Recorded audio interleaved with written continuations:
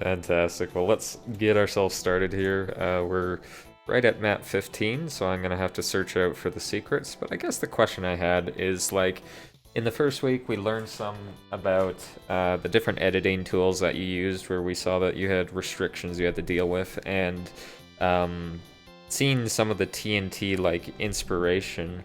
Um, but how did you find as you got further along into the set how your mapping like evolved through it? Do you think you kind of got away from the TNT, or it wasn't until after you were finished the set, and it wasn't until like your next project that you felt um, able to break away from that? Um, I don't know. Like my next project afterwards was like, oh yeah, like those like two tiny Z-Doom maps that were made with the return resources, and then there was like a third one that I didn't release. Should really just like throw that somewhere online, but yeah, it's I don't know. Those maps were some good, some terrible, and um, but with like a bigger editor. I don't think that was with Doom Builder. That might have been with Doom Builder. It might have been with like Quad Author or like Zeph. I don't know. I don't even remember. But I forget when like the first version of Doom Builder came out. That was like 2003, right? So like I I don't know. Looking back, I definitely moved away from the TNT style, but I don't think there was like I don't know. This was parts were definitely inspired by TNT, but I wouldn't say that there was like a I don't know a conscious move away from it. It just kind of like just kind of evolves over time because like uh yeah, that's what happens when it happens when you like scrutinize and critique your own work. It's yeah. Eh. So how early did you like? I didn't play Final Doom. I didn't realize that it existed until close to when I started streaming. So I'd say about 2012, when I was like well into my 20s. That it's just like, oh, I tried out like Plutonia and TNT. So when was the first time that you yourself played Final Doom? That was I played Final Doom when it came out, and I started playing it on like what was it? Yeah, I say I played it around when did it come out? 1995 ish, around that time. Yeah, it was before TNT released Icarus. So yeah, I played it when it practically came out, and I don't know. I was naive and thought TNT was the better of the two of TNT and Plutonia, but like looking back, Plutonia was like a way more cohesive map set, and TNT kind of felt like a Team TNT production. And I know that sounds redundant, but it had like new music, it had like weird new textures and all that other stuff. And yeah, I don't know. It's like I just wanted new a while back, and that was like a lot of new stuff. But then I don't know. I have a way better appreciation for Plutonia these days. Sembadial in the chat is saying watch Zero Master's archives and you'll find the truth that I'm not actually real. So I guess I am a T800. I'm a robot. um, but what are you talking about on the Zero Master archive? Which part? Which part confirms this truth? Oh, I think if you already teleported out of there, you didn't find the secret exit. Oh crap. Yeah. So, well, if you saw those switches that kind of appear that you need to shoot everywhere, then yeah, just I don't know, just like yeah, just jump back into map 15. I'm gonna try this bacon Let's whiskey. save. Let's see how this tastes. It's probably gonna be gnarly. Save this map 16. Yeah. Down the hatch. It's so stupid. I can hold Y, but I can't hold backspace. Okay, that's weird. Kind of tastes like, well, it tastes like whiskey. It tastes like bourbon. But it's got this like, ooh, this tastes like burnt. You ever taste burnt popcorn? You went to a movie recently, so maybe. Yes. It's got that taste, like it's like, oh, it's a little smoky, but it tastes more like burnt than smoky. Very strange. Very, very, very strange. I wouldn't buy a whole bottle of it, but I don't know. It was only $20. The bottle was $20, but the yeah, I'm already suspicious of $20 bourbons, let alone $20 bacon infused bourbons. But this is I bought like the sample bottle, which is I think $1, $1 to $2. I don't know. Whatever. I might as well finish it. Swing and a miss. Goes down smooth. Okay. Shot that switch. Try that again. I want to say it's probably slightly better than Fireball whiskey. Fireball whiskey is disgusting. Like if you take out like the cinnamon infusion bit, Fireball whiskey is a cheap, disgusting whiskey. Like I tried to make like a cranberry sauce with it, like as like a whiskey base, and like impart some like cinnamon notes in it, because like I make a pretty good Jack Daniel's cranberry sauce. 'Tis the season. It is Thanksgiving, and yeah, stuff like that. But like, yeah, when you cook that whiskey into anything, it just tastes and smells cheap, and it's Fireball whiskey's awful. Oh, better break open this Imperial Stout with chocolate malts, lactose, cacao nibs, toasted coconut, and vanilla to wash this down. Yeah. I was about to say that. So I found another secret switch there in the red door. So, did you say there was 4? There should be 3 switches. 3 shootable switches. Oh, I see one in here. Yeah, it's one of the lifts. They're all lift-based, so if a lift goes down, it could trigger opening those. Oh my god, this is a dark-ass beer. Like the head on this is darker than I expected. Smells like... Oh, Major Arlene. This is the brewery for this beer, Baked and Layered, is Pipeworks Brewing Company of Chicago, Illinois. And oh my word, it smells like a Belgian waffle. Like it smells like a toasted Belgian waffle. Let me taste it. Oh, that's rich. It's got notes of oh, here's another 90s hit. Well, actually, the previous map was from the 70s. It was 25 or 6 to 4 by Chicago. Hey, matches the beer. That was totally unintentional, by the way. And this map is I think Take Me Home by Phil Collins. Yeah, and called Gibatorium. Yeah, it's full of jibs. Also, like the secret exit in this map is like pretty ridiculous to find. It's pretty cryptic. Oh, what? Oh, do you see that? The swinging door? That's some crazy trick, yeah, baby. Special trickery. Yeah, the make use of the raise the sector to the next height, but it's like, lower than it, so it snaps to the floor. When I was like younger, like I didn't really have like amazing maps and architectural craziness that I could do with like a limited tool set, so I like opted for some sector tricks here and there, like that were like kind of prominent at the time. So I don't know, that was supposed to be like the hey, whoa, check this out. Also the I think the health vials in this in each of these sections are in the standard intergalactic alphabet.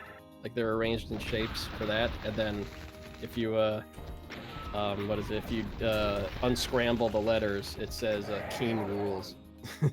That's all I remember from this map. Let's check out each one here.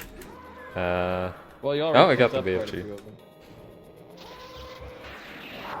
Yeah, I don't remember what Chuck was really drinking at SGDQ. I thought it was it mostly IPAs?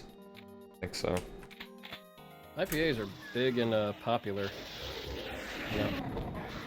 I'm not quite big on sours though. Like I feel like that the sours were like a trend in beer, at least like last year or 2 years ago, and you get like a whole bunch of breweries that do this thing where it's like they have to make the most sour, and and when IPAs were like a big thing, it was like we have to make the most bitter IPA, most alcoholic IPA, and then like a lot of the the beer flavor suffers because they forget to make a beer with like a nice malted body on it and everything, and it just like sucks. It becomes like stunts for other breweries. But I mean, like I like the like lighter sours, like that are. Oh yeah, just step in the exit area, and that opens the super secret. Okay, See, it's now not, I gotta it's run not around. Oh, telegraphed there we really go. well. Yeah, it's not telegraphed really well. It's just, I don't know. I was like, I had to throw in the super secret somehow, but I don't know. Wasn't that creative. We had some good sour beers when we went down to the Surly Brewery there in Minneapolis. We went with, it was Shock Blast and Ribbix. So we did that after we went for lunch at, it was like a little French bistro where I think we all ordered the same ham sandwich. The same ham sandwich. Yes. Going ham. Yes. That was Gibatorium. And then the next one I think is called just Cursed. Cursed was supposed to be like my hectic equivalent. Like it was supposed to be like a really, really hard map. But it never really is. Like, it trap you in with a Cyber Demon immediately, and like, you know, you could just two-shot the fucker. Oh god, Yeah, it's the Commander Keen music. Yeah, it's you gotta eat your vegetables. You got to eat your vegetables. Okay, what's the puzzle here? No, there's no puzzle. It just closes for 30 seconds. They'll open back up. So how is everybody doing this evening? Hopefully well. Hopefully good. Hope you're doing well. How about this? In order to keep things fresh, because I talked a whole lot about, like, you know, mapping and being creative and whatnot in the last session of Dimensions of Time with King Dime last week. I think that video should still be up for you guys to watch if you missed it. Do you highlight these videos or something to keep them around, Dime? I highlighted the one last week and I put it up on YouTube, and the first thing people did was there was like a slight downvote ratio because I think it wasn't like more than the up likes, but I put on like a lot of speedrunning stuff, so I found that pretty funny. Like it seems like often you get the audience who's so used to the one type of content that you put up is that they have a bit. Yeah, I you don't put know. something different. I'm trying to diversify everybody. Come on. So yeah, you got that. So anyways, yeah, to mix it up this week, how about if you guys post like hot take and then a hot take afterwards about, like, say the Doom community, or beer or something like that. I'll respond to it like Anthony Fantano style. Like, have you ever seen like his, like, he's a, you know, the internet's busiest music nerd. He's like, every once in a while he does Let's Argue, where like people just like post hot takes to like a tweet, and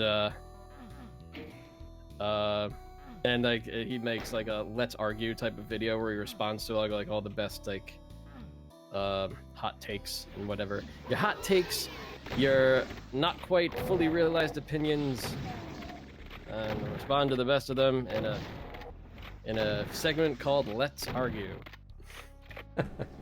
Hey, Mediocrity's one. Thank you very much for that 26 viewer host. I appreciate that. So, Mediocrity's, before we get to the hot takes, is like the big thing is we sort of met in with Doom 2016, and all of the like everybody was trying to get like the first kind of Ultra Nightmare at first and Zero Master 1, but like afterwards people were doing different challenge runs. But Mediocrities is, I believe, he might have been the first to do Ultra Nightmare on the console, which is pretty challenging with a controller. not living up to his name, Mediocrity. Yeah. He sounds pretty adept rather than mediocre. Yeah. Yeah, I'll agree with that one. Hey, Major Arlene, thanks for the host. But as far as me with like beer and stuff, I remember having like a bad experience. It was at my high school graduation, but I had not a very good experience. Is I know we were putting hard liquor into normal water bottles and we weren't counting very well, and I got kicked out of the bar that we had. It was twice somehow. Jesus. And you crazy Canadians. I didn't drink for a long time afterwards. Yeah. So I kind of slowly got back into it. Yeah, man. Like, look, man. Like, I still say the drinking age is still the wrong time to drink. But my drinking age, our drinking age is earlier than. Yeah, yours is 18. Like, I still say like even like the drinking age in the United States, like 21 is still early. Well, I mean the thing is like you shouldn't like go, I could drink now, and then you down like gallons of booze. You shouldn't do that ever. So like I don't know. I got a tempered palate because what is it? My college roommate became 21 before we did. Like he turned 21 when we were all like 20.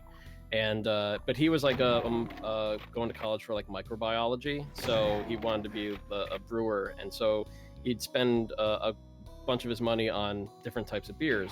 And one of those beers, dig this force field, hell yeah. Yeah, cool, force field. Yo, Trav, thank you very much for the host. Hope you're doing like, great as always. Yeah, just from darkness into light. Oh no, I was gonna say like it was like blue lighting on the side, and now it's white lighting, like the like on the edges of the force fields. It's I use it again in some other map, but yeah, throw that one in there. Tricks, call them tricks. Tricks and traps. That's what was going on. Decino streamed for the first time on YouTube. And he was getting like over 1,000 viewers because he was doing a 30,000 subscriber special, and he's playing the Occuplock map, and he just immediately gets stuck. Like 20 minutes in, he's like, I forgot the backpack, guys. I gotta reset. Yikes. Isn't there a bunch of stuff coming out in Path of Exile? I don't know. I saw some sort of hashtag, so everybody's got to be hyped up about that one. I don't. Okay. I have never played Path of Exile though. So. Back to the maze. What is Path of Exile? I forget. Okay, Doomer. Oh man.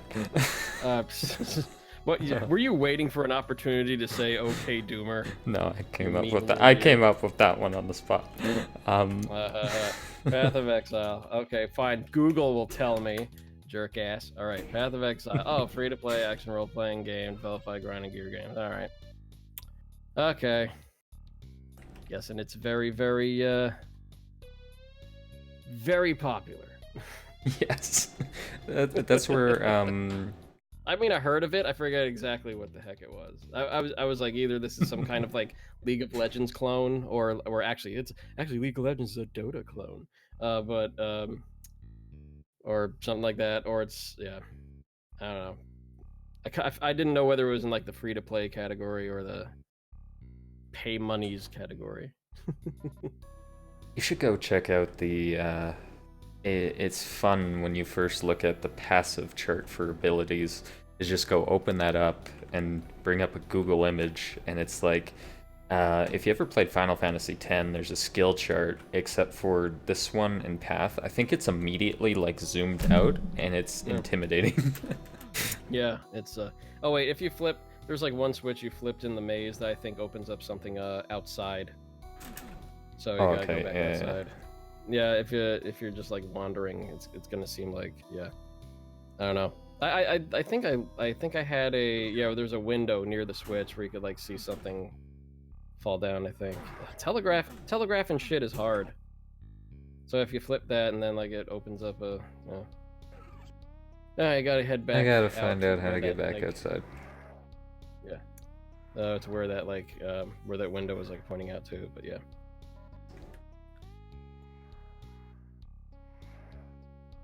Let's just use the minimap.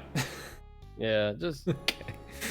no shame. I like when I was like, always playing Doom, I would constantly switch to the minimap and back just to make sure I was like in the spot I thought I was. But now I'm not. But now like I don't really use it all that often, but I really should again. I don't know. There's neither here nor there. Okay, so anybody's. Hi everyone. Doom Thew Mapiano here. Internet's busiest Doom nerd. And I want all your hot takes, your half-baked opinions, and whatever. Let's see some hot takes in the chat there, and I'll respond to the best ones in a thing I just ripped off of Anthony Fantano for called Let's Argue. So yeah, your Doom hot takes, and maybe some hot takes on beer. Let's mix it up a bit, just to keep things fresh. Because you got all my. Also, like, so I see it in the chat. You could like, I don't know, put like a fire emoji in there or say hot take before it. But hot take: Doom 2016 wasn't any better than Doom 3.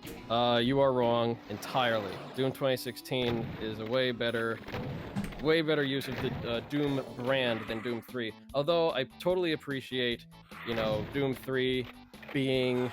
I'm gonna mix it in with that hot take. Doom 3 was actually kind of good by Major Arlene. Mixing that in because, okay, so the weird thing is like Doom 3 kind of wanted to be its own thing, like a slower, like horror type of title, but it didn't really. I don't think it really succeeded because I think you had like id wanting to make something action oriented, and then, they still relied on like older Doom tropes, and I think that's what harmed Doom 3 more than anything else. And kind of comparing Doom 3 to Doom 2016, despite the fact that they have the same branding and the same-ish name, doesn't quite jive very well because they're kind of, in the end, two different games, at least in my opinion.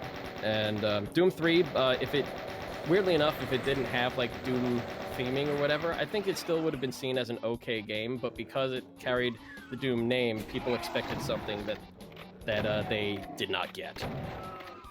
All right, that's that. Well, my original experience with Doom 3 wasn't on the PC, but me and my buddy rented it from Blockbuster, and we ended up playing the game at midnight, but we were purposely trying to scare one another, and we got really immersed. So I think originally we did have a good experience, but like, if you're a bit older than just a teenager who is 11, 12, or 13, I think the horror tropes are going to fall on deaf ears like really quickly, and you're probably going to get sick of the PDA and stuff. It's just that when you had Half-Life 2 come out like within the same realm, like the story doesn't hold up to like a Half-Life 2.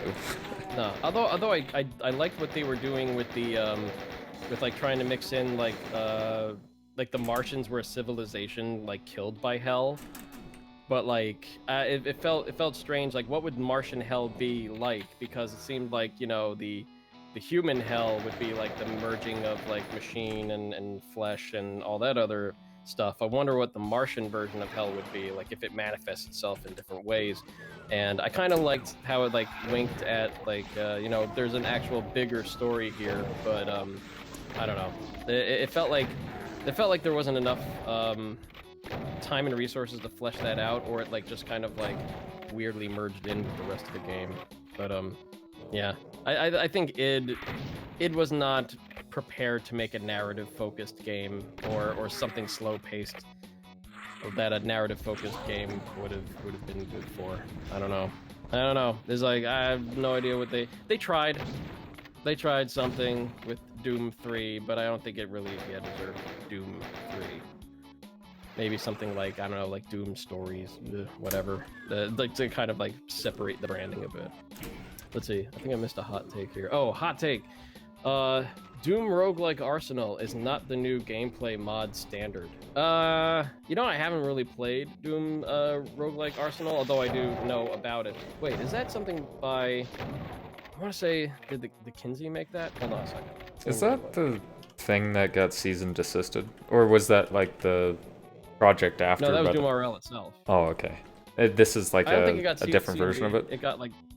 Yeah, Doom Roguelike Arsenal, I think, is the gameplay mod. Hold on, Doom Arsenal. That was by... Who was it by? Oh no, that was by Yol, I think. YHOLL. Yeah. So... I don't know. I don't think it's the... Yeah, so like it's a whole it's a project headed by Yol to add, I guess, like a more of like a roguelike-ish thing to Doom, stuff like that. Adds new player classes. What the hell, man? Hey. What? Oh yeah, did you get the Crusher? Yeah. Yeah, fuck you, buddy. So, so yeah, there's one exit that's just a pure screw you exit. Thanks. Hope you saved. I did not. So I didn't save. So yeah, I don't know. You know what? Doom Roguelike Arsenal. You know, I'm seeing a lot of those like change it up with like classes, like player classes and guns and whatever. I feel like at some point there's like that's what people are doing with gameplay mods, but I don't think it's like, you know, any sort of standard. I would say that it's definitely a way to make or to like mod the gameplay in such a way you could play it with like many other maps, and hopefully at the end of the day you make something that like gives you a different way to play Doom. But it feels like I don't know, when you get a lot of like different like weapon mods or whatever, there's only so much you can do in terms of like changing up gameplay. Like I want to see like some crazy stuff with like Z-script. Where you drastically change how the player has to go through maps and stuff. Yeah. A save pod to remind streamers to save early, save often, and save safely. That depends on who's using it. I feel like Tarnsman should, for sure. Yeah, you definitely should. There is a mod out there called autosave, which which allows you to set a whole bunch of parameters for when the game autosaves for you. So, like stuff where, like, if you pick up a key, or if you kill a certain enemy, or if you, I don't know, if your health drops to a certain level, or if it rises above a certain level, it'll autosave for you. So, like, there is a mod out there, made by Mate, M8F, who, yeah, he made autosave, and you should check that out if you have trouble remembering to save. Should be useful. Or it gives you like a nice little, more of a streamlined checkpoint experience with Doom. So and it has like tons of options how you can like, you know, tailor each rate of saving or when it saves. So check that out. I don't know too much about Mr. Icar. Like, I watched some of his YouTube content, but I think Matt is... You're a fan of his. I'm a fan of his when he covers my work. Oh, okay. No, he's no. I mean, he played like Square back in the day, but that's not exactly the reason. No, I mean, every once in a while he plays a lot of like mods that definitely don't that either like need to find an audience or like are just like so weird that like why wouldn't you make a video on it? But yeah, we need more people. I don't know. There's so much stuff that gets made for Doom. It feels like Doom's still kind of like treated as a novelty, and it's kind of a shame that it is, because, you know, at some point it kind of turned into its own art scene or its own medium for making stuff for, you know, like games or whatnot. So, and there's like tons of crazy awesome tools out there these days that will enable people to make even cooler stuff. So yeah, it's a I don't know, somebody out there should cover it, and Can't crush me this time, bro. good on you. Sure. But yeah, I gotta I was thinking of maybe like doing something along those lines, like maybe like a YouTube series, but my lord, that's a lot of time that I don't have, and yeah. But I'm glad that it's being covered. I just hope it's like you get like a lot of videos or you know, by people that are, you know, they've been around the Doom community a long time, and even when you have like people that are just like newcomers and whatever, just discovering things, it's good to see a fresh set of eyes on that, on what people make, because like it seems like whenever anything gets like covered in games media or any kind of other video game covering media, Doom is kind of treated as a novelty because of its age, and you know, the mod scene's very diverse in terms of what people do with it, and like you'll always get something like, oh, somebody remade No Man's Sky in Doom, like misleading titles like that, or the like, because the big thing is, yeah, they gotta you know, mine Doom for click revenue, but then there are definitely some people out there that give a shit, and what is it, Dominic Tarrison on Rock Paper Shotgun. You're gonna show me that, and you're gonna have a trigger so that the BFG goes down, but I didn't think that'd be an exit. Yeah. So anyways, yeah, so like Dominic Tarrison on Rock Paper Shotgun, he's he definitely gives respect to the Doom modding scene, which is nice to see. Oh yeah, I think this is going to be a little tougher in vulnerable level, yeah, but I don't know, this is not going to be as difficult. I think I just limit how many invulnerability spheres there are in this map, but like, I don't know, it's still pretty easy, even on ultraviolence. Oh, So, like invulnerability as a gimmick is like in on Sunder map 6, where you have like multiple invulnerabilities and it's really time based. You only have a certain amount of is that everything here? And I don't need the rest? no, I mean, there's different parts of the map. Okay, But, I can tell. I wanted to make a sequel to this map, Invulnerable Level 2, but I don't know, it's hard to use invulnerability. Like, invulnerability is a straight up power up. It's you know, the player can't be harmed for 30 seconds, but it's hard to maybe like build a map around it, or like in a way in which it forces the player to use it effectively. I don't know. It's just one of those things. Got the left. I gotta find a red switch so I can use that. Oh, okay. I think I see what's going on. Oh.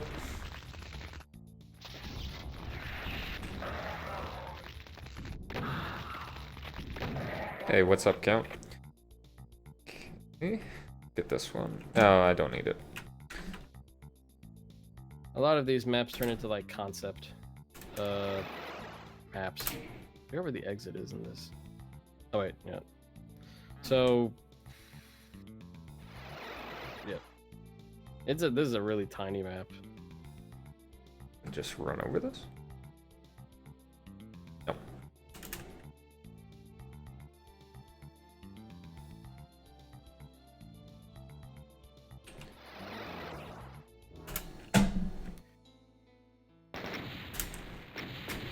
The old map 20 TNT exit screen.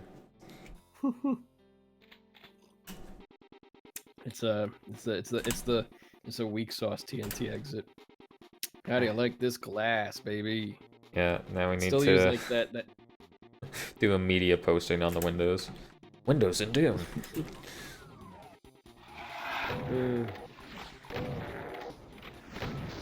I don't know what was the last one, but you can tell like Doom has that thing when like selfie Doom gets the most people on our site than anyone else. Yeah, it's. I mean, it feels like. It feels like, yeah, like Doom's kind of treated as like a gimmick. But I mean, like, it's tempered by the fact that this is like an old game, and the fact that people are still like modding it in like different ways and making stuff for it is like, you know, crazy. It's like 25 years old, right? It's soon to be 26. So it's kind of crazy at all that that this game is still paid attention to. But like with that, there's plenty of opportunity to cover like all the cool stuff that people make with it. So, you know, that it's, I don't know, it's kind of disheartening to see media outlets treat Doom as a novelty, but it's like not unexpected. I don't know. I'm just disappointed. I'm not mad, I'm just disappointed. But there are people out there that care about that sort of thing, and I'm glad Dominic is one of them. So yeah, shout outs to Dom. Someone on PC Gamer kind of seemed to constantly always put out some news sources on Doom as well, because didn't they had some articles with Adventures of Square? TC Gamer? PC Gamer. PC Gamer. Oh yeah, that's right. Yeah, PC Gamer. So like, actually, one of the back in 2015, I was interviewed for one by Andy Hamilton called "The Cult of Doom," and that featured quite a few Adventures of Square screenshots from like 1.0 from the first episode, and because it was out at the time, and yeah, I met up with Andy at like EGX that year, so that's where me, Jimmy, and met up with him, and but yeah, there's yeah, and then like who else? Was it Mark Savage? Was that his name? Mike Savage. What's his name? Where is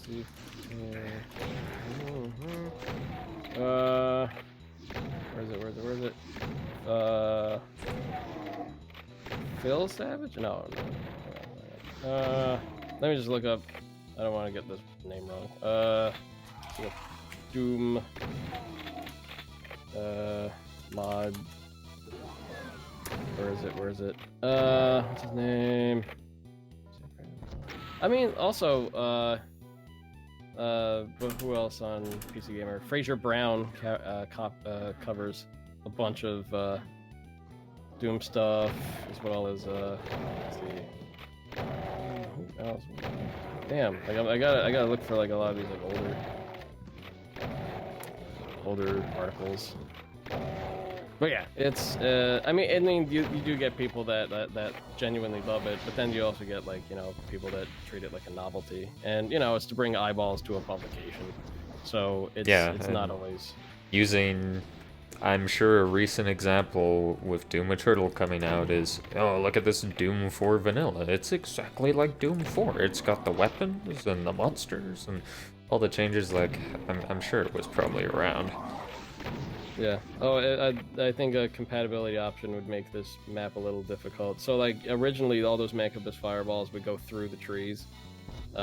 They get blocked in Z-Doom, but I know that there's like a gameplay option that allows the projectiles to go through solid objects like that, because it's that behavior is in Hexen. It's not a Doom behavior, but like Z-Doom took a heavy use of mechanics from Hexen when it was like kind of merged together. Lots of people that can't play commenting on games saying they're too hard and injecting their aesthetic preferences as if they're objectively better. I feel like it's pretty common to see gaming journalists like not choose the right difficulty. Like, I mean, at the end of the day, they have to like I understand their plight. They, at the end of the day, they have to like review either like a bunch of games, and they need to either get the full experience, and then sometimes you get people that are playing the games they want to play and get to write about it, and that doesn't always happen. So it's like, I don't know. At some point, you have to pay the bills, and other times, you get to play something you enjoy and pay the bills at the same time. So, yeah, it's a rotten game, man. This journalism stuff, but I don't know. Like yeah, it happens. So, yeah, it's not always ideal for everybody involved. Oh man, now you're gonna go to the past. To the past? Oh, okay, I get to do some time travel. I'm gonna take you back to the past to play my maps that suck ass. He'd rather have a buffalo take a diarrhea dump in his ear. He's AVGN's done a great job for his longevity. He doesn't get as many viewers as he used to, but like it's not like he's lost everyone on YouTube, unlike, you know, many other old timers. I mean, every once in a while I catch an episode of his just for like the gaming history, not so much his character anymore, and which is kind of like old and you know, not that novel anymore. Yeah, we've seen it in its heyday. Yeah, and there's like giant list of copycats everywhere on like YouTube and abroad. I don't know, but that's not his fault. That's not his fault at all. It's mostly okay. So this map predates most of Dimensions of Time that you're playing on right now. So this map was the first map in a 10 level set that I didn't release. And actually, a couple of maps in Dimensions of Time are from that same map set. But this is the first map that I made,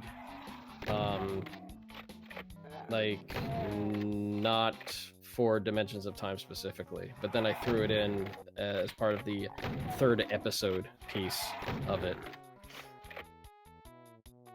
Trying to find the gimmick here. Kind of going through like along what feels like sewer hallways and taking out one enemy at a time. Mm.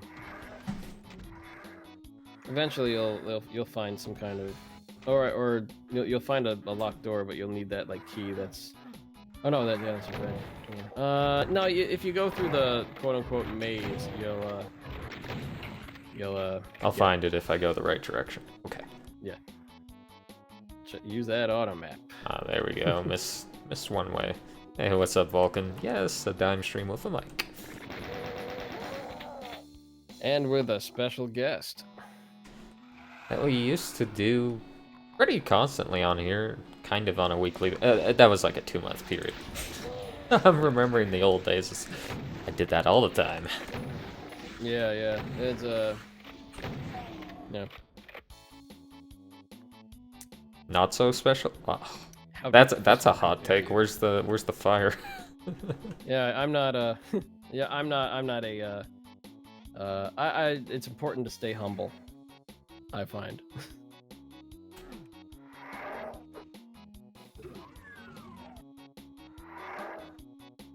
Yeah, despite his like character kind of like being not as prominent as it used to be or whatever. Yeah, James Rolfe is like, I don't know, he's like OG, made a living through the internet kind of, or like maybe not OG, but like, well, close to OG, but like he still makes the content that he wants and made a living off of it. So it's like, it's crazy. That's a success in my book.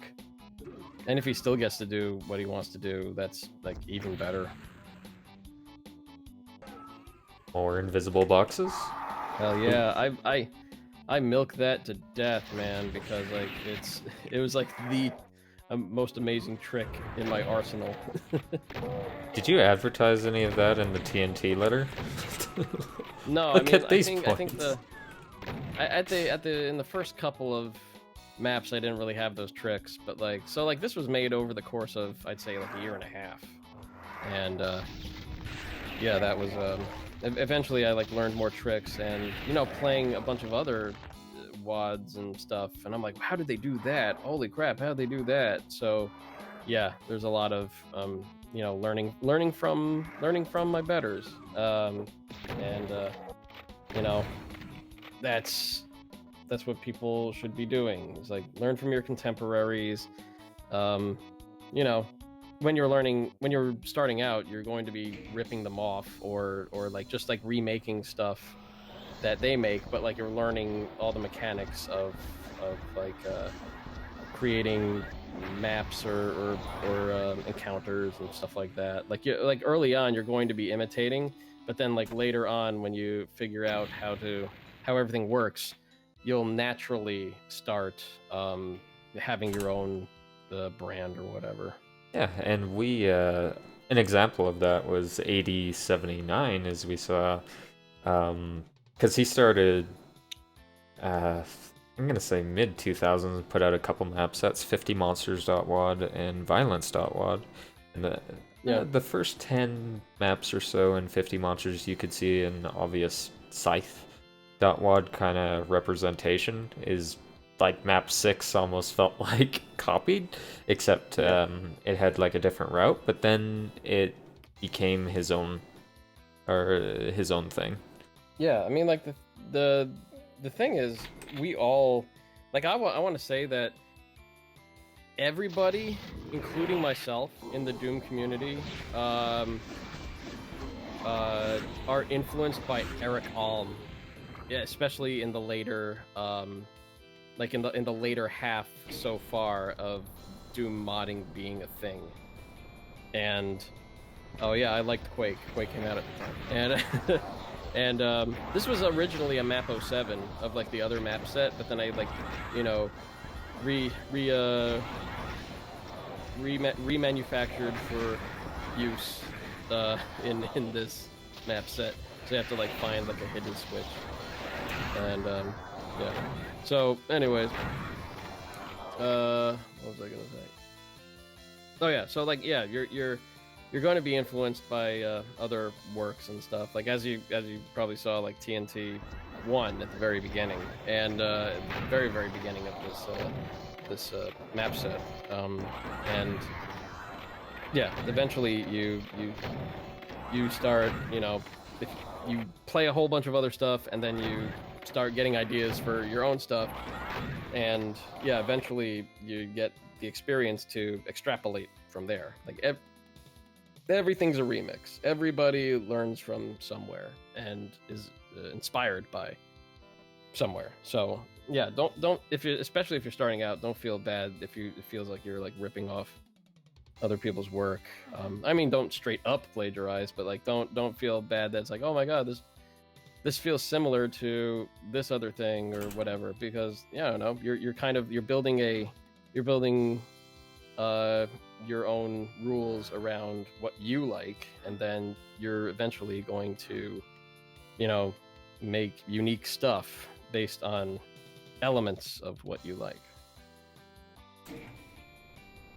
There we are, we found it. Some map makers that I've seen like to take pictures of architecture that they've seen in real life or on the internet, and then like rebuild that in, whether it's like the Doom engine or the Quake engine. And it's I love seeing the picture and then the final product. Oh man, I made a Quake 2 deathmatch map that was the Globe Theater in for like what is it, one of my English classes in high school. So that was like, yeah, that was fun. I'm glad my teachers put up with me, because like one time it was the Globe Theater, another time it was like the Roman Colosseum, or like a facsimile of it, and like you flip the switch and like the middle floods with water, because that's how they did like sea battles. So yeah, it was a pain in the ass to like get compiling on a computer. I remember my grandpa had like a better computer than me, so that the compile times of the Quake maps weren't terrible, I had to move. I'd had to like build it on his computer. And that was fun. Yeah. I definitely ran aground of the what is it? Quake has a visible surface limit, like original Quake has like a limit to the amount of surfaces to draw. Okay, this is probably my favorite map in the entire map set. This current one, Ancient Complex, and it definitely is like one of those maps where I use the space more than others. Haha, faked you out there with the red Yeah, I key. know. It felt like the Sigil Map 7 trap when you open the door. Yeah. I was seeing the version 2 of Sigil, and I think it got nerfed in 1.2. I mean, yeah. I don't think it needed to be, but yeah. Probably too much complaints. But yeah, this one's it's another kind of castle complex map where we have big outdoor zone. I don't know, it's like Doom 64. Eye of the Storm. There's somebody making the Titanic in GZ Doom? Jesus. Somebody remade the Titanic in GZ Doom. For Supernova's Arc. I mean, you know what? I did some very, very little Wolfenstein mapping at some point, but I don't know. That's really lost to the sands of time. Actually, you know what? I still have, yeah, I think I still have this pad of graph paper that I drew a bunch of Wolfenstein maps on. And if you find and watch my talk on that I gave back in like 2016 for this thing called Video Brains by one of my friends, Jake Tucker. I talk about like my very, very early, you know, making stuff period of my life, and one of that was, you know, making drawing maps, and I sent it to Apogee, and I only got a catalog back. Like I thought that like, hey, you could show this to id and maybe they'll make something, but like no, of course they didn't. They were just like, well, we gotta send something back to this kid, and they sent me a catalog, like, you know, they wrote my address on it, so it's like it was touched by a human. So like I don't know, but like I still wanted to. I still wanted to make stuff. That didn't stop me. Like the most important thing about like making things, I think, is like you have to be kind of internally motivated, because you know then you're not going to be like daunted by failure, because some people just like make stuff hoping that they can like make a living off of it, but like eventually, you know, you'll find success just making stuff, and I don't know. It's yeah, just never give up, never stop making stuff. No, I'm from Calgary Market. Yeah, and then just like, you know, make sure you have an idea of what you'd consider success to be, and then you'll never really get disappointed if that goal you set for yourself isn't too high. So I don't know. Yeah. I guess in like speedrunning that I've seen, like in a few examples, is the goal meter that's used by the individual is like, it's always, is this a good run? Is this a good run? Which, it's like an impossible question to really answer. Yeah, because things always get faster, right? People always figure out new ways to beat things more quickly. Yeah, and it's sometimes it's done by people who just like started too, and they're just trying to hit this bar, and you want to tell them like it's not good, but if you continue and you pursue it and you put effort, then you can. Do you think that's why like some people start speedrunning like the really crappy games that no one will touch, just to say that they have like a yes, first place in like speedrunning Garfield for NES? Yes, and or something like that. And not just low-level players, is even the higher-level players will do that too. Is they'll find they'll just do a different category, something that has Yeah. less competition because somebody's taken them out in the other one.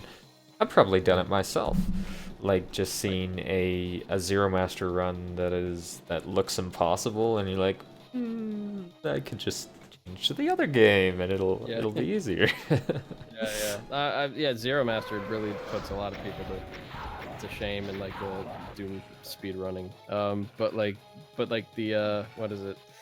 Yeah, I mean, I would think that like for most speedrunners, they just try to do like, that's why they have like their personal bests, and that's why they keep track of their own personal best. Because like if everybody keeps, you know, outperforming their personal best, you'll eventually get somebody who has the world record, and if everybody gets close to that world record, then you'll eventually have somebody else beat that, you know, world record for whatever game. So yeah, it's a lot of internal motivation, and it's a lot of, you know, figuring out what success is to you. And that's a hard question for anybody to answer, but it's key to answer that so that you don't lose motivation. And to me, like, I don't know, to me, like, success is I make something that people like and that I'm also proud of. So yeah, it's like it's a low bar, but it still keeps me focused and gives me something to strive for. And you know, also like getting feedback on stuff that you make helps you reach that goal too. So I don't know, it's yeah. That's all I have to really say about that. Just it takes internal motivation, and you know, don't set your sights too high, because like if it's like, oh, I want to, you know, I want to make money doing making video games and stuff like that, that's never, I mean, it's not never gonna happen, but man, that's still a huge lofty goal if you're like independent. It's there's a lot of luck involved in being seen, and just reaching all the right people that in turn tell other people. And yeah, I mean, same for like, you know, even stuff in the like the Doom community is small enough that like we eventually recognize like good work, and we always have people nominating stuff for like yearly awards and whatever, but things still fall through the cracks that way still. So I don't know, tell people that you're doing stuff, and you have to want to do it without a, you know, a carrot dangling in front of you on a string, because like that's the only way you're going to like survive, really. I mean, like I program stuff for a living, but I like programming, and I like designing systems and whatever, and I get paid pretty well now to do that.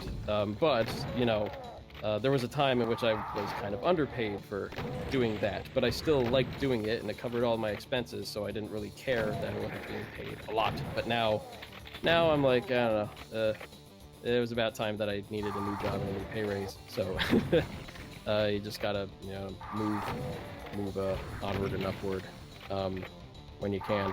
So but yeah, I still like what I do. I still like making Doom maps. I still like programming, and yeah, success is all.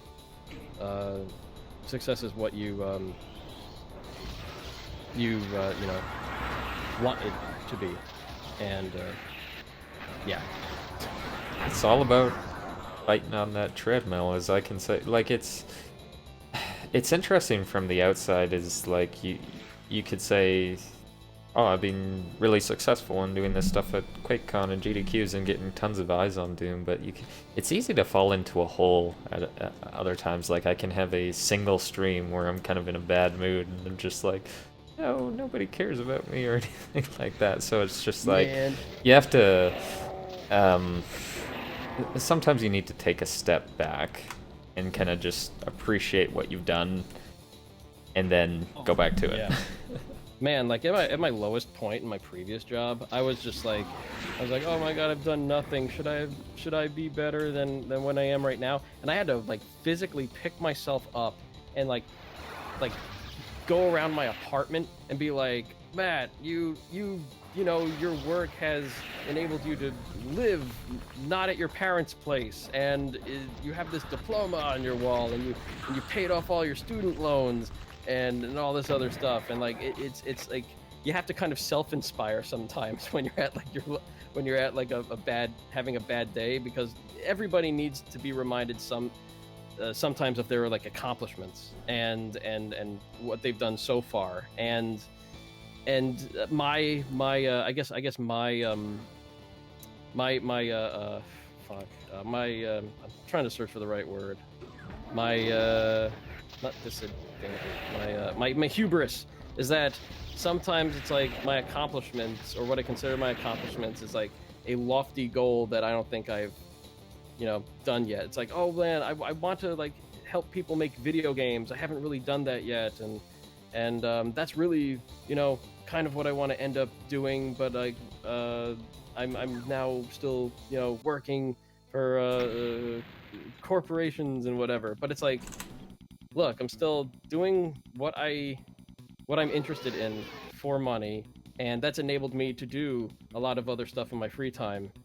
So it's like if I reframe everything around that, then it doesn't become defeatist. It becomes I don't know. You have to get perspective back sometimes. Yeah. And it's hard to do. It's definitely hard to do. I'm not saying it's like oh, all you need to do is whatever, because like it's difficult to recollect your bearings, and it happens to everybody. So yeah, I don't know. You just gotta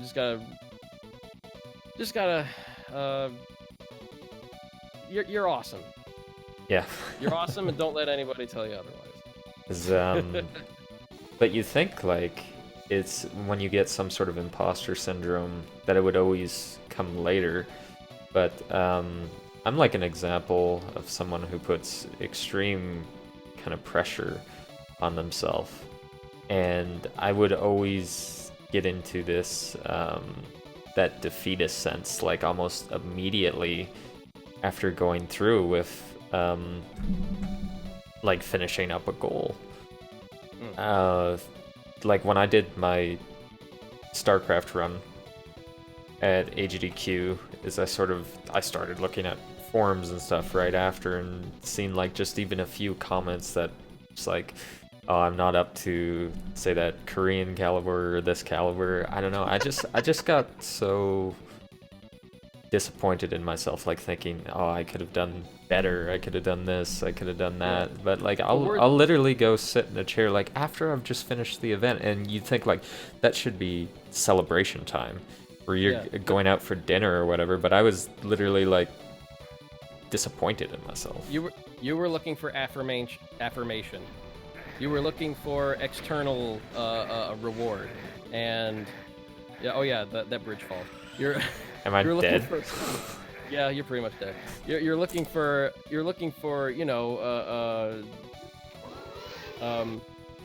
the affirmation from others, and see that's not what you can do. You know what you did? You were at AGDQ, all right? Not those dorks. You were at AGDQ. You speed ran StarCraft, all right? That's what you did. Oh yeah, for charity. But like you raised money. But everybody at the event was like super pleased. I think it was just that they were pleased.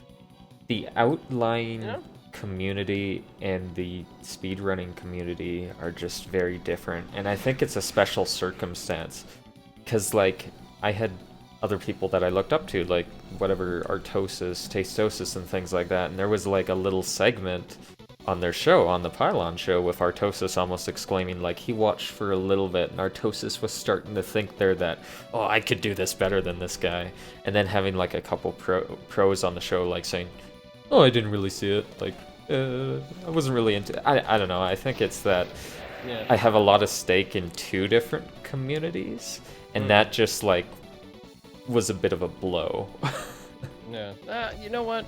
people want something out of the games they play or watching other people like honestly when I was like deep into like playing Dark Souls 3, I couldn't stand watching somebody suck at Dark Souls. I absolutely couldn't, because I'm just like, they're not, you gotta dodge at this point, and why are you going into like some kind of lizard brain mode with this guy? You gotta pay attention. So like it like drives me up a wall sometimes, but I gotta like cool it and be like, you know what? No, it's different. There's different people playing for fun, or they're going through the same place I was when I was starting. See, it's shifting your perspective. You gotta. It's context, and yeah. So I think I saw like earlier in the chat here. I don't probably. Sarcastic or whatever. Chartcore says, so what were your thoughts when placing those candles or torches there? And I'm guessing, I don't know which map it was, either the what is it, Blood Sea, or the very beginning of this map is when I noticed that. But here's the thing, here's what I want to say about that.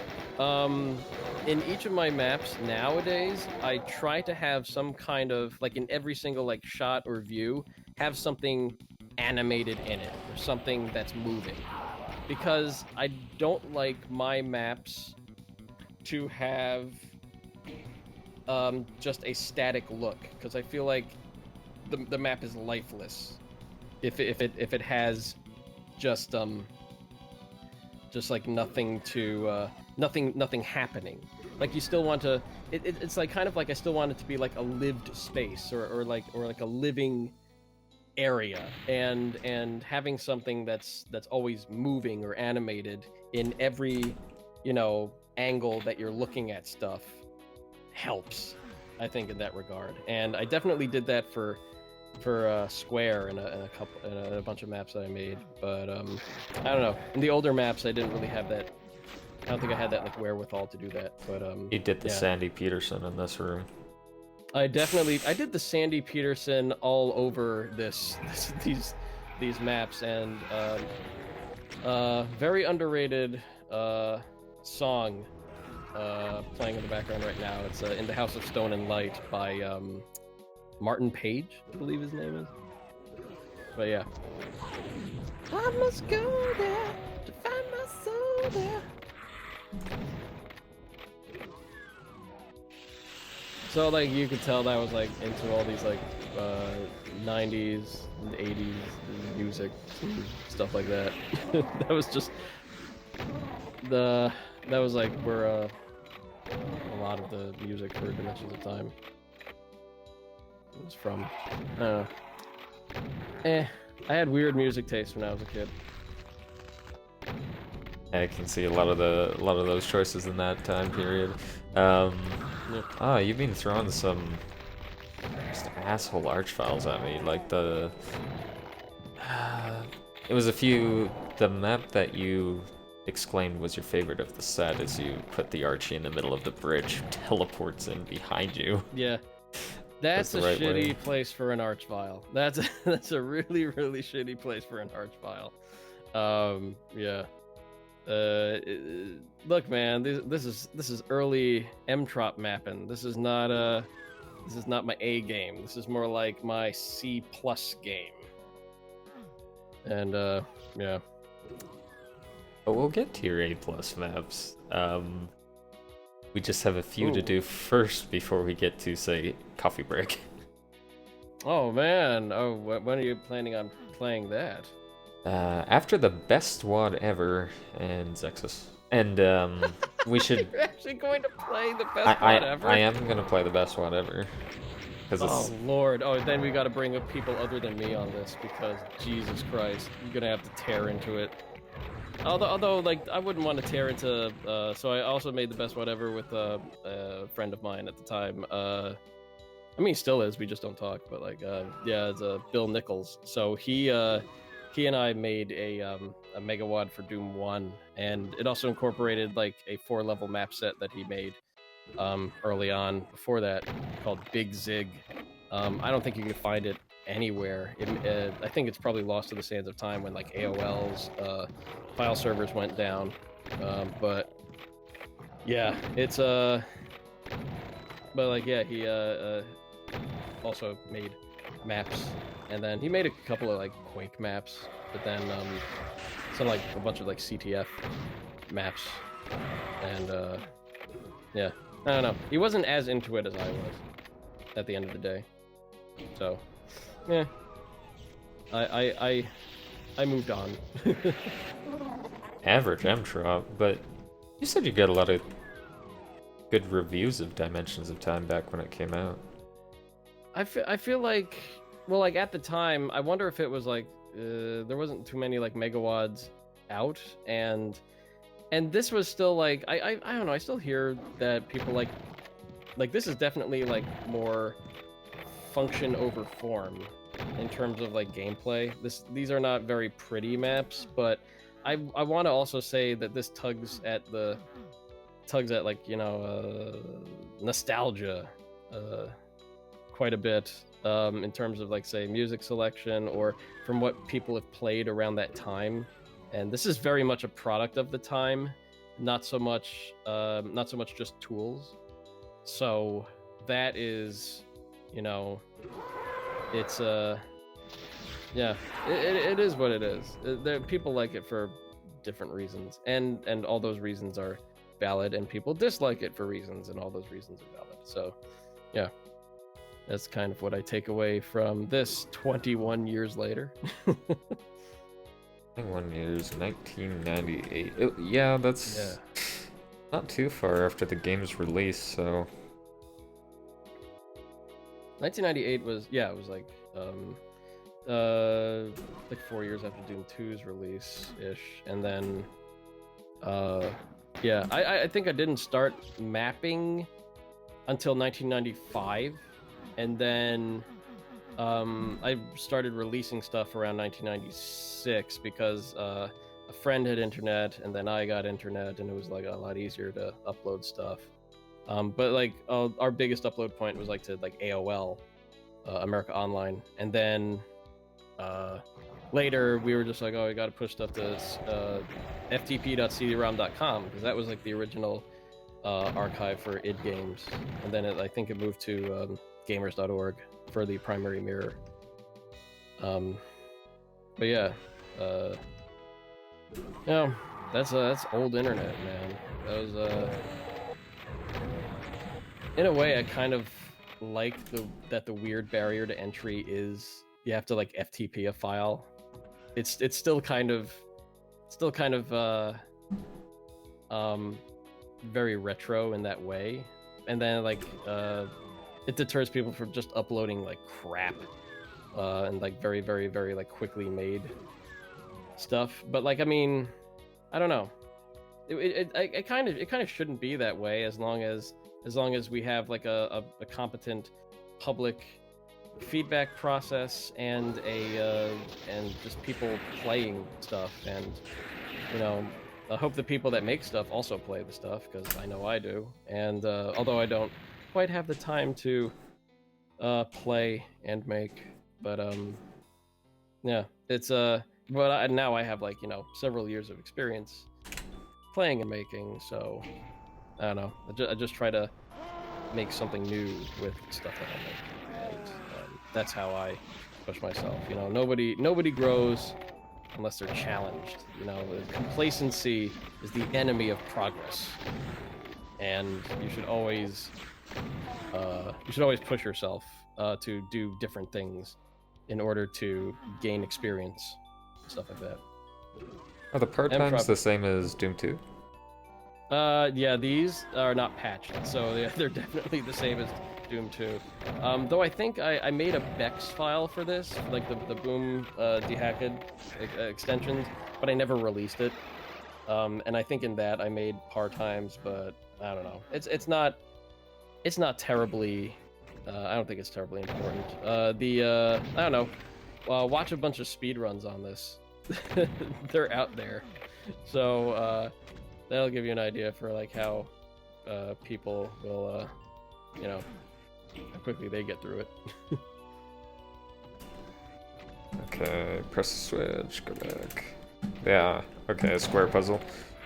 Oh, speaking of dying fire blue, is Discord recently implemented so that emotes are bigger when they're by themselves and not in a sentence, Oh so boy. get a bigger fire blue. Oh, I don't see that. I guess I didn't. Is that like a paid subscription? No, it's it was put in like this week or last week. No, I mean like Dime FB. Oh, it could be just my server. Or, oh, I forget how they do that. If you have like Nitro, you can get, I think, emotes to other servers, but otherwise it has to be like accepted to have outside emotes. Okay. Oh, it's a Twitch add-on. Oh, okay, that makes sense. Hellclan said it's a Twitch add-on. Yeah, because I see like a bunch of like other people spamming some like, I guess some Twitch emote keywords and stuff, and sometimes I don't see them, but yeah. Well, it takes I guess about, it's because of an extension. it takes 2 minutes to download if you want to see fire blues. All right, I mean, I forget if I use very many fire blues in this. I must somewhere. Oh yeah, I definitely have a room of fire blue in like map 29, if I remember correctly. Because on Twitch, as you know, as an Ultimate Doom runner, every time you get to Mount Erebus and you run by the triangular section with the blue key, the stream just fails. Yeah. Ugh. Oh, Mtrop, would it be fine if I use any of the jams in your WUDs and what am I at? Yeah, knock yourself out. I haven't really credited where I got them from because they were from like old like file servers, or maybe from like VG Music. I was really bad at crediting back when for this, and yeah, I don't know. I'd say a 13-year-old would just, I'm sure you probably took it a little less seriously, and I don't know how harsh the Doom community was on it, especially with the music. It was more just not copying maps. I think they would take issue if it was other composers in the Doom community whose music you use in other places. But like, yeah, if it is just like the midis and shit that you found on the internet or whatever, I don't think anybody cared. And if they did care, I didn't hear about it. I don't know. It wasn't like internet back then wasn't like how internet is now, with everybody like almost seemingly constantly connected. It was just like I have to dial up some number in order to get online, and then hope someone emailed me. And my parents complaining that they can't use the phone, so you can play for about 90 minutes with your friends, and then you have to take a break. And then your parents will, you know, they're starting to ask you if you played too long. Yeah. Or like, my parents got a separate phone line for the computer, so that would, that worked. I played a bunch of, like, deathmatch with my friend Bill, so, like, yeah. Like, there was a moment where I got better than him, and like just using keyboard. So like there was a moment I got better than him, then he got better than me, then we became like kind of evenly matched. What maps were your go-tos? We usually played like the like Doom ones, like deathmatch maps. Sometimes we would make deathmatch maps for each other, and yeah, and then I don't know. There was no like, I mean, Dwango and stuff, and Dwango map sets were out, but like we never really saw any of them. We never really used Dwango as a service for that sort of thing. We were poor, prepubescent teens, man. We were, and then we had no money, and you know it would be hard to convince our parents to pay for this shit. Hey, what's up? Get derezzed. Dwango 5 is your most favorite deathmatch map. Yeah, it's... Or WAD, yeah. Oh, Deathmatch One. Yeah, that's a classic one.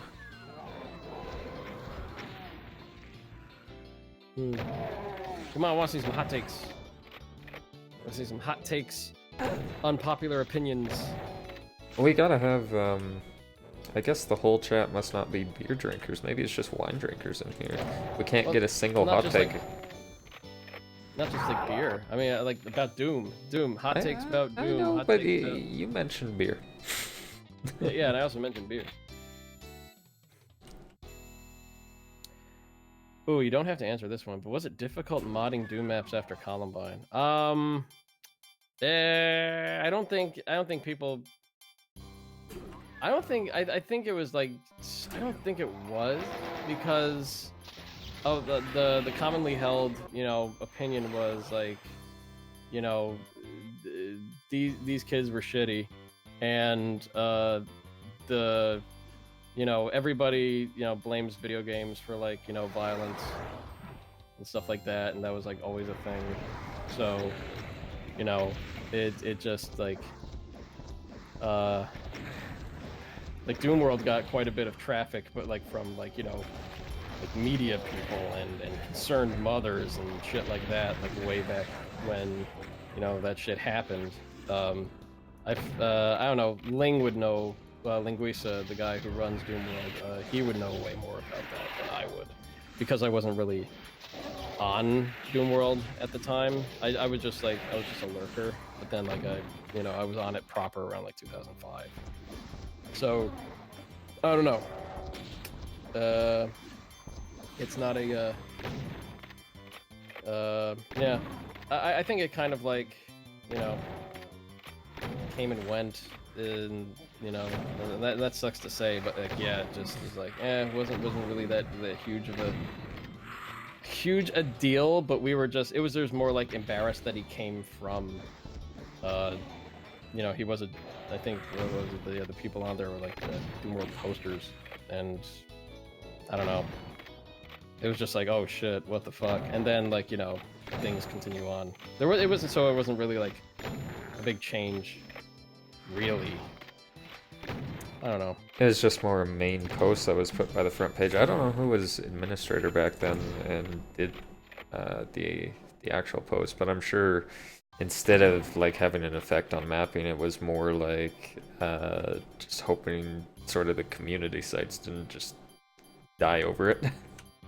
Yeah, well, every once in a while we get like a shithead that's like looking for their maps that they made, and we're just like, we can't help you with that because we tried to scrub as many as we can away from history, and two, we won't help you with that even if they did exist. So yeah, we don't really want to because it's always a weirdo that has like some sort of like fascination. It's like, why are you taking the time to post about it? Yeah, it's I don't know. It's like there are definitely people that are like fascinated with like serial killers and like horrible people like that, but I don't know. It feels shitty to go to the communities that they used to frequent and ask specifically for stuff related to them. It's a whole nother shitty. And they do that, and they ask for the content, and they'll put like exclamation marks. Yeah, it's like, oh, it would be so cool to. I'm so excited like, really? about this. Yeah, why are you so excited, you idiot, you piece of shit? Like, why? But yeah. Oh, you did one of these staircases. Yeah, one of them tiny little crappy stuck to the wall staircases. So you're in like map 29. Yeah, I think this was like my friend like pitched an idea for a map to me, and like this was like the idea. So I was like, oh okay, I'll make that, and then I made it. Isn't one of the maps on? Well, that's like there was the. I think it was the CAC Awards listing, and it's probably the same one that's on like the 10 most infamous WADs. But another one that's the 10 most infamous WADs is TNT. Yeah, And it was, but TNT was infamous for a way different reason. Like, it was going to be released for free, but then I think either id or I think GT Interactive like approached them for like, I think it was like probably id, and then like approached them for like, you know, publishing them like commercially, and like people were like pretty fucking pissed about that, because like, I gotta pay for fucking Doom mods now, what the fuck. So and like, you know, cycle repeats. Didn't Bethesda try doing that shit with like, you know, the Skyrim mod scene and whatnot, and like the Skyrim marketplace or whatever the heck they wanted to do, and I'm not sure that panned out really well. Hey, it's still people. Isn't that interesting? It's still people involved with id Software in some way. Whoa, what? Yeah, I don't know. Like you know what? It's you want people to be rewarded for their efforts, like monetarily, but like, I don't know. That's working on stuff is, you know, a good precursor to finding jobs doing that stuff, and yeah. I don't know. You want the best for everybody, but yeah. Because if the Steam, if that workshop ever did go through with the mods, there was like talks about how would you even do that if, for example, you sold back to Saturn X, is the team was so gigantic, it's like, what would you even do with the money? How would you split it? Like, I mean, like, how the hell did Team TNT get the money? Like, who did it go to? Was it just like, did people just get pennies for each sale? And I'm sure like id got a cut, and GT, of course, being the publisher, get a cut. So it's like, you know, what the hell, where the hell would the money go? And you know what? That was like a big question we had when we were making the Adventures of Square. It's like, okay, is the final thing going to be, you know, are we going to charge money for this? And this was like raised around like when we had the first episode done, and I was firmly in the we are not going to ask for money, this is going to be free camp, and a bunch of people were like on board, and I think there were like some concerns raised that we wouldn't be seen as legitimate without asking for money, or like it wouldn't be seen as a quote-unquote legitimate game if there wasn't some kind of like commercial attachment to it. And it's a fair point to make in terms of like, you know, either perceived notability or whatnot, but yeah, the money just complicates shit. It just especially when you have a team of people that like either were a part of it and aren't so much working on it anymore, and then you have to figure out who are like the full-time people, who are the part-time people, and it's a whole bunch of uncomfortable conversations that you know, just only make enemies. So yeah, we were just like, look, we're not making money off of this.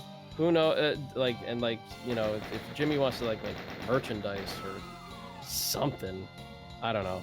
It's but definitely, I think down the line they wanted to like once we're done with the game and everything, and like either like remaster like all the music in it and whatever. I think like, you know, the people working on the music should get something or whatever. I don't know.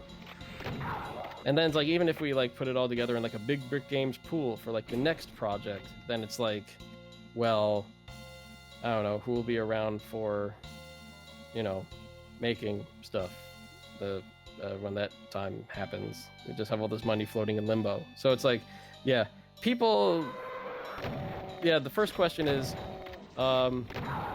you know, charging for it, and then the second question is, where's the money going? And that's always a hard question to answer if you do not have an answer. And yeah, so yeah, it's a more complicated scenario. And where do the invoices go? There was a simple use of that on the Doom World forums, and monetizing a speedrun competition with getting 100%. It could either be kills, items, or secrets on map 18 in Doom 2, and immediately somebody cheated for $100. Just, here's a cheater because we added money to it. Yeah. Oh, here's a question. Mtrop, were any of your WADs ever shoveled onto those crappy stolen D-Zone WAD compilation CDs back in the day? Well, I don't Here's the thing, I don't think so, because I haven't really had it very much on CD-ROM.com. And the reason why it was called CD-ROM.com was every once in a while you'd get Walnut Creek licensing certain companies to take a bunch of what was uploaded to their FTP and putting them on CDs, because, you know, that was like the best way at the time to move bulk amounts of data, or share bulk amounts of data. So, oh, I thought I had a burp coming. Sorry. But, yeah, so I want to say it's possible that I have something like that on like a collection somewhere if it was published after 1998, maybe in 1999, but I haven't really heard of it. And honestly, you know what? I think the site that would have information on that would be wadarchive.com. But yeah, it's that would be one of the places I would have to check out, because it seems to have like a pretty good idea of like what WADs were on what collections, because it's like a big database of that. Excuse me. King Dime was Yes! telefragged by Yes! Mtrop, Yes! the asshole. I wanted that to happen so bad. Yes. You got him. You got him 21 years after release, man. You got him. Got him. Oh yeah. Oh man, that was placed so perfectly. I gotta pat myself on the back for that one. Because I use SR40 all the time, I'm probably a target that would more often get caught by it. Yeah. So yeah, it's placed at such a good distance away that yeah, you'll get telefragged by him immediately. And that only happens on this map. Monsters telefragging players. So there you go. This was like kind of sort of inspired by Doom 64's The Absolution. Only kind of. But this was mostly yeah. Just wanted like a big fight with a whole bunch of enemies in it, and then like continue on.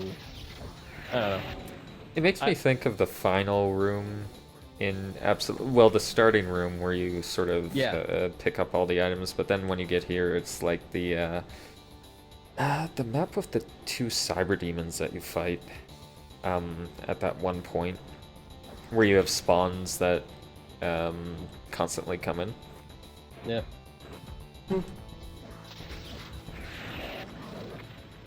But not as hard as the mother demon.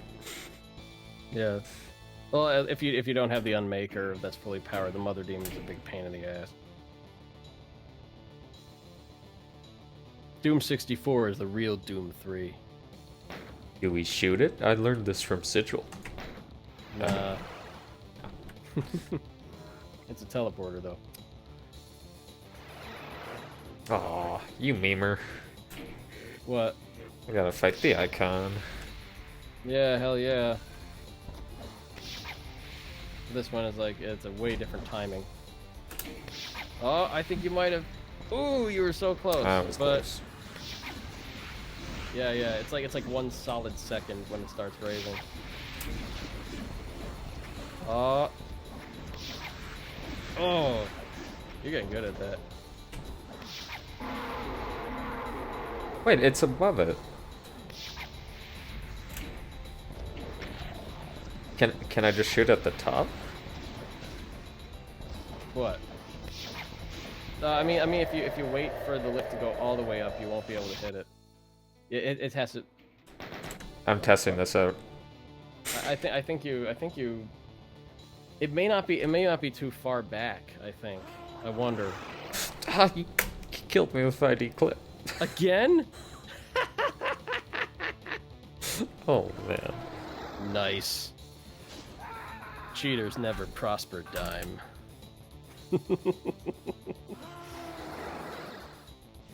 Oh man. It's perfect.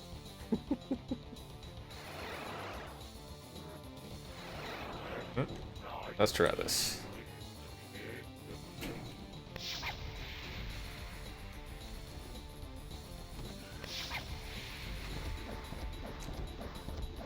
I mean, it shouldn't hurt him if it's all the way up.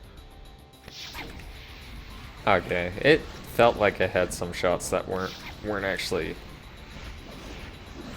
Yeah, I think you did actually like catch him like in the correct spot as you were like firing up. Yeah. Oh wait, you have to put the boss brain back a certain distance because that's the distance at which the things blow up. But I think I got like the height wrong or something.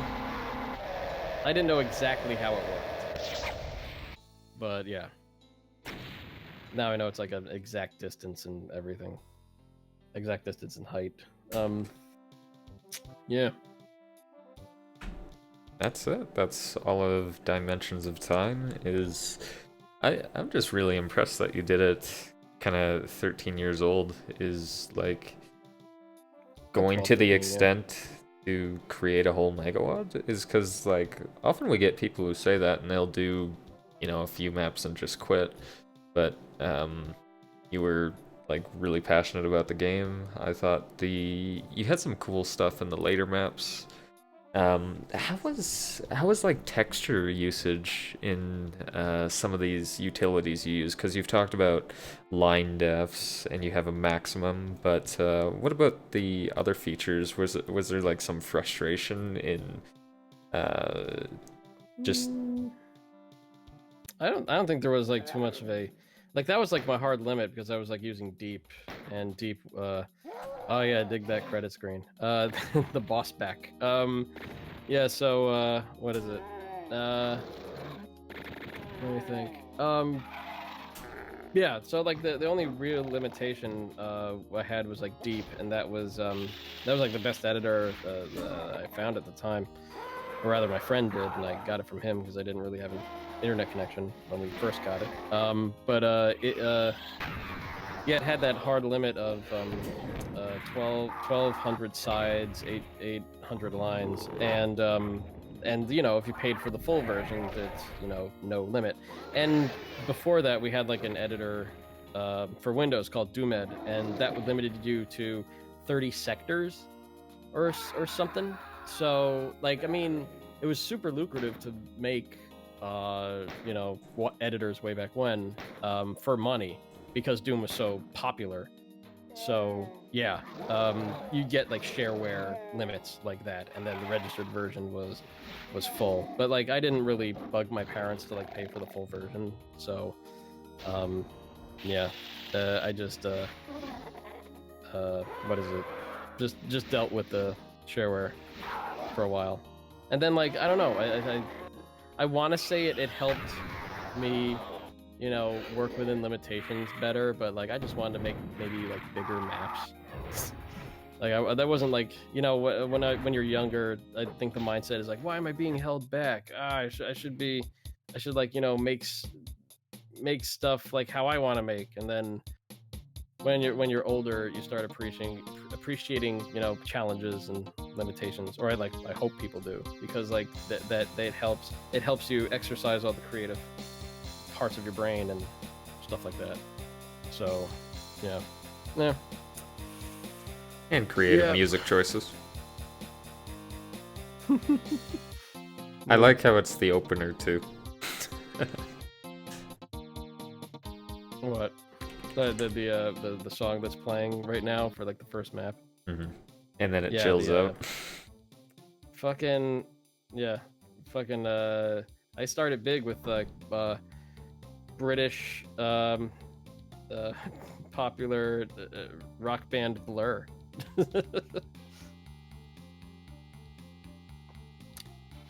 Yeah. So that means now, after the masterpiece, we must, for the next time that we do this with Mtrop, we have a special feature that will be called the best whatever. Oh God. Oh Lord. Well, it's gonna be like half my maps and half Bill's maps. So, but like I do a full episode and he does a full episode, and then we share kind of credits on the first episode because it's like a kind of a mix. But yeah. So, anyways, if you guys haven't like seen it, I have a. Oh my God, you're going straight into it. just showing the title screen. We'll move to the first Oh lap. my Yeah. god. Yeah, okay, so I didn't know a damn thing about how graphics formats work, so that's why things are shitty colors and how things are all corrupted and terrible. Uh so and that's just on like the menu stuff, so that's gonna be fun. But yeah.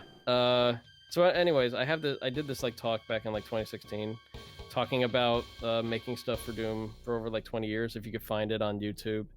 It's by it's the Video Brains series of talks. It's pinned to the top of my Twitter, which is the real Mtrop, uh at the real Mtrop on Twitter, and that's but it's called like 20 years of Doom modder, and that's a just kind of like a what I learned about making stuff, and um just using creating stuff for Doom as like a backdrop. So yeah, it's kind of like a small history lesson, and uh, uh, inspirational material. I would so people have called it for making stuff in general. So there you go.